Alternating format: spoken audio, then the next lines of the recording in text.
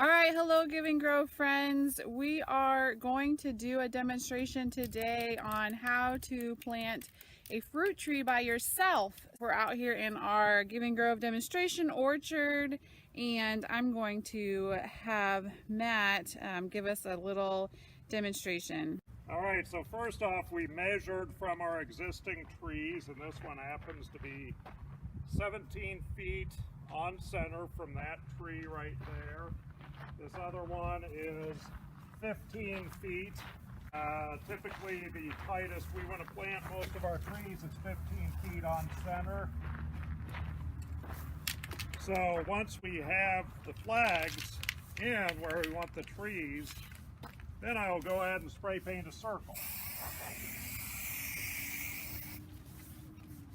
Now the hula hoop is really handy. It helps with that.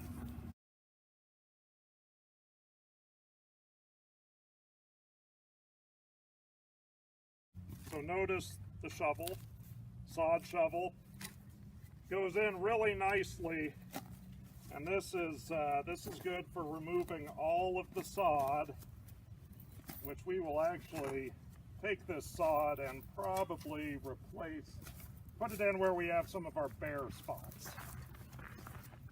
So we go all around the outer edge. Okay, so once you've gone around the outer edge, now it's time to go in through the center and pretend your sod shovel is a pizza wheel. So you're just cutting your slices of pizza. Now we need to peel it up.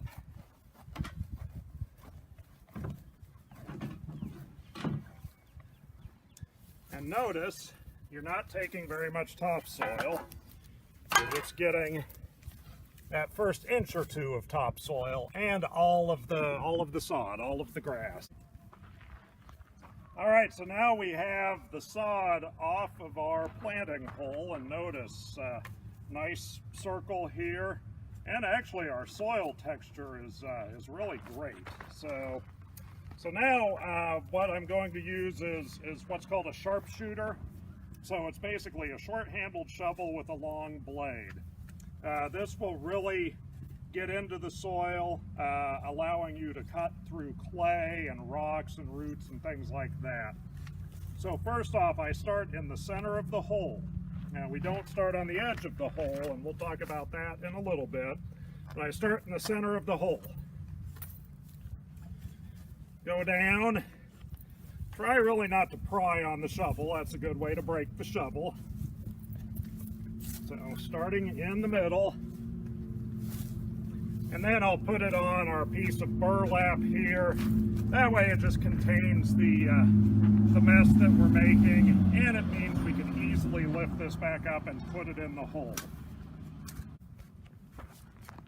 So with the soil out of the hole, we'll break up the clods, because this soil is going back into the hole around the roots of your new bare root tree. So we want to make sure it's a nice texture. I'm going to start digging the edge of the hole. Now we don't come back and start like this on the edge of the hole. The reason being, and if I do this you can see, so you see that compacted soil right there. We're trying to avoid compacted soil. These roots need to get into the outer soil beyond the hole, and if it's compacted, they can't penetrate the edge of that hole. So we want to make sure that the edge of the hole is actually kind of rough and not smooth and compacted. So here we turn the shovel so it's perpendicular to the edge of the hole.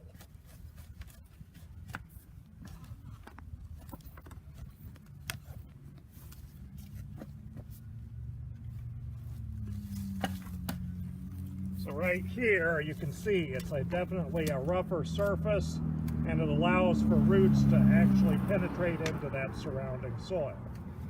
We'll continue to work the edge of the hole, and you'll see the whole thing in a little bit.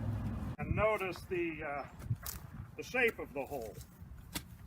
So notice that it goes straight down on the sides. It doesn't taper in towards the middle. It's not a bowl and it's not a V, but rather it's a nice round barrel.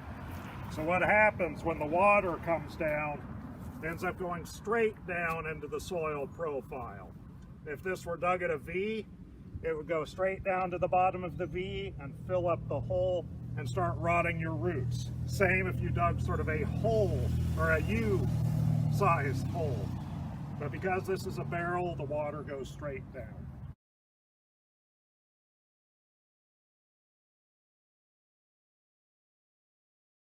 All right, we're applying some compost to the hole, and this is basically just adding nice organic material.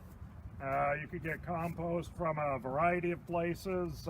Cotton burr compost is really good. We have our compost in the hole. We also have soil amendments in the hole. So if you come and look closely, we have 3 different things in here. We have mycorrhizal fungus. And mycorrhizal fungus, once again, can be picked up really at any garden center or nursery.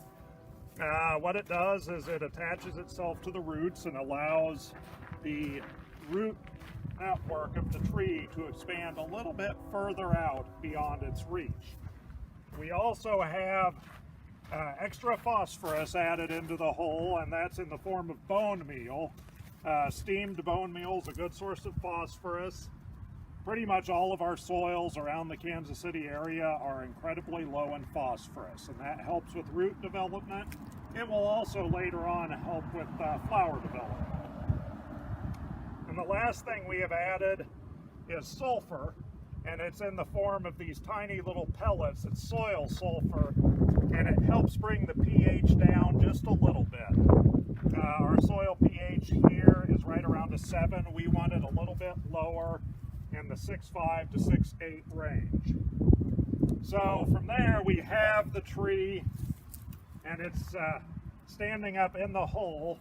Now I'm going to continue to hold on to the tree and actually break up the soil.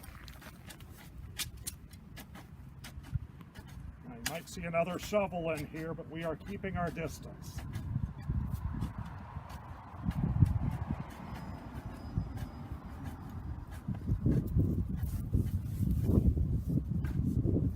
Now I'll start to add this soil in,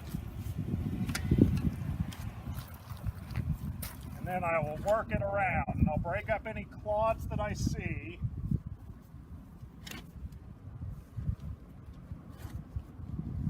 And then working it around these roots. The other thing is, we spread these roots out. And maybe you didn't see that, but these roots are spread in all angles around the radius of the hole. So that way the tree gets nice and anchored in.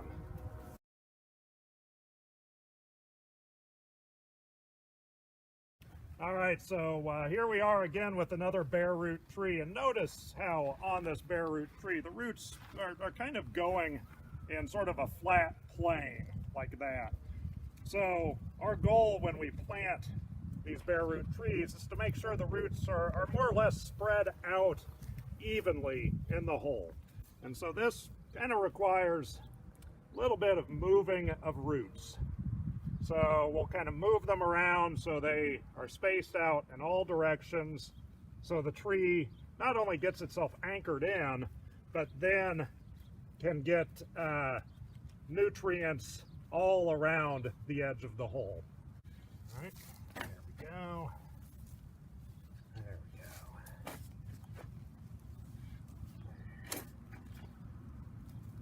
we go. Is the root crown is just right above the soil level, and that's where we want it. We don't want to plant these trees too deep, because then they could drown in too much water.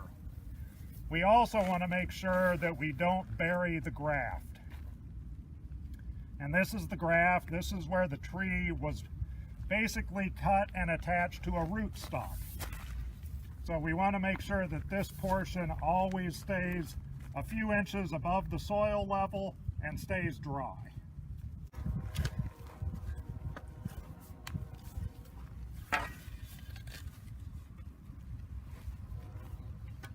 All right.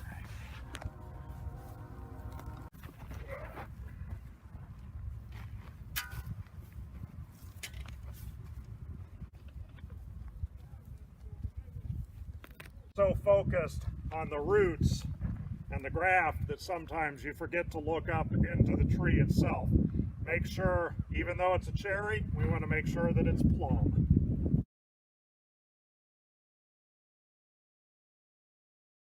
Adding the wood chip mulch. We like to add 1 full wheelbarrow.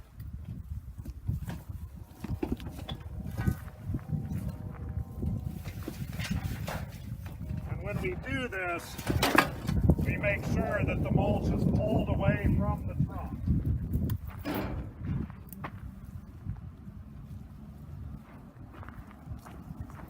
And we make sure it's nice and thick along the outer edge, and then just a fine covering on that inner edge. Now, mulch does a lot of different things for the tree. It keeps the moisture regulated, so it will keep things nice and cool and moist. It also breaks down and adds organic material into the soil and really adds to the soil profile. You want to make sure you're getting mulch that breaks down. Don't get some of that dyed mulch or pallet mulch or even cypress mulch. That stuff really doesn't break down very well. It doesn't add carbon to the soil. Nice donut ring.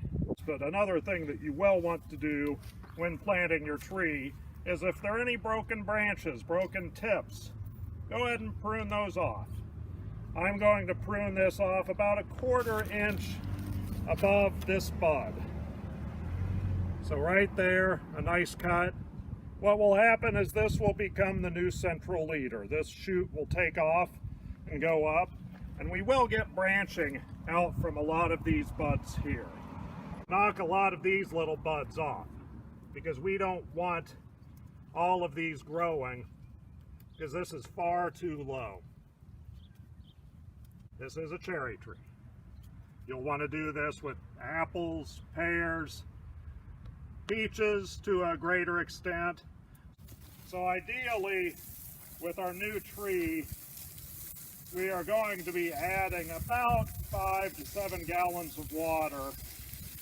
Now this way it's hard to tell how much water you are putting on, but I'm going to water down the mulch ring so the mulch stays wet, and then go around this central tree well,